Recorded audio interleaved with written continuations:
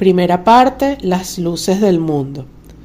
Su espesa pelambrera rizada y sus patillas que se juntaban con las guías caídas de los bigotes, su pecho corto y robusto, sus largos brazos musculosos y sus piernas un poco arqueadas le daban un aire de guerrero mongol.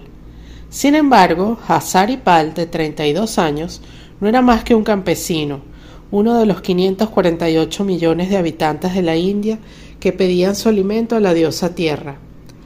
Había construido su choza de 2 habitaciones con adobe cubierto de bálago, un poco apartada del pueblo de Banculi, uno de los 36.543 municipios de la Bengala Occidental, un estado del noreste de la India 3 veces más extenso que Bélgica y tan poblado como Francia.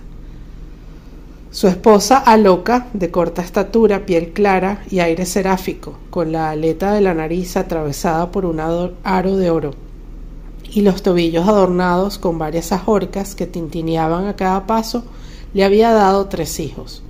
La mayor, Amrita, de 12 años, había heredado los ojos almendrados de su padre y la bonita piel afrutada de su madre. Manoj, de 10 años, y Shambhu, de 6. Eran 2 buenos mozos de cabellos negros y alborotados, más dispuestos a cazar lagartos con sus ondas que a empujar el búfalo en el arrozal familiar. Como a menudo era tradicional en la India, también vivía en casa del campesino su padre, Prodip, un hombre enjuto y arrugado, con la cara cruzada por un delgado bigote gris, y su madre, Nalini, anciana encorvada y con más arrugas que una nuez. Hazaripal albergaba también a sus 2 hermanos menores, a sus mujeres y a sus hijos, es decir, en total 16 personas.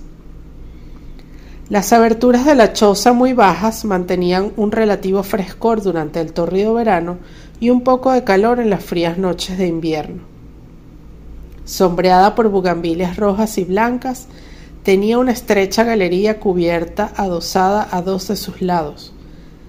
Sentada bajo un tejadillo inclinado, Aloka movía con el pie una especie de balancín de madera provisto de un mazo que servía para descortezar el arroz. Tic-tac, tic-tac. A medida que el pedal del arroz subía y bajaba, su hija Amrita empujaba bajo el mazo nuevos puñados de granos. Entonces el arroz descortezado era recogido por la abuela, que lo seleccionaba. Una vez había llenado una cesta, iba a vaciarla en el gola, un pequeño troje elevado sobre estacas que había en medio del patio, y cuyo tejado a 2 vertientes servía a un tiempo de granero y de palomar.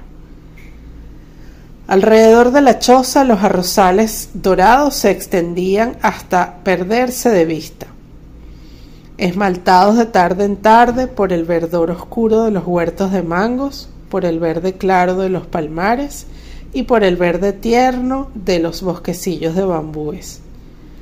Como un encaje centellante en el que se reflejaba el azul del cielo, los canales de riego cuadriculaban el campo con sus mallas tupidas. Unas pasarelas atravesaban con sus finos arabescos algunos estanques cubiertos de lotos y de jacintos donde chapoteaban patos. Sobre los caballones, unos niños hacían avanzar a golpes de junquillo a grandes búfalos relucientes que levantaban una polvareda ocre. Al término de ese agobiante día de calor, el disco rojizo de Surya, el dios sol, se hundía en el horizonte. Una brisa refrescante soplaba del mar. Desde la inmensa llanura ascendían la llamada jubilosa de las miríadas de pájaros que giraban a la altura de las espigas de oro para celebrar la caída de la tarde.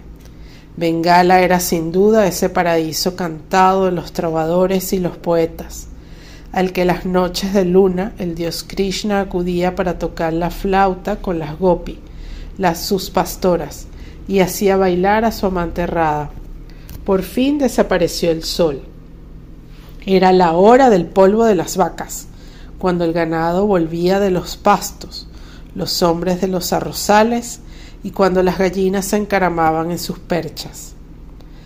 Con el taparrabo de algodón metido entre las piernas para andar mejor, Hazaripal caminaba tranquilamente silbando con un arado de madera sobre el hombro. Al acercarse la noche, las palomas redoblaban de exultación en sus rondas y en sus arrullos. En el tamarindo, una tribu de minajas, los gorriones de la India, iniciaba un concierto ensordecedor. 2 ardillas listadas, con las 3 señales de dedos del dios Rama, hacían carreras sobre el papayo. Garzas y ariones se apresuraban a volver a sus nidos. Un perro sarnoso olfateaba el suelo buscando un lugar propicio para pasar la noche. Luego el agudísimo rechinar de la cigarra se apagó poco a poco. Fue el último tic-tac del pedal de arroz. Y el silencio. Enseguida se desató el coro de las ranas, dominado por el coroar cadencioso de un sapo búfalo.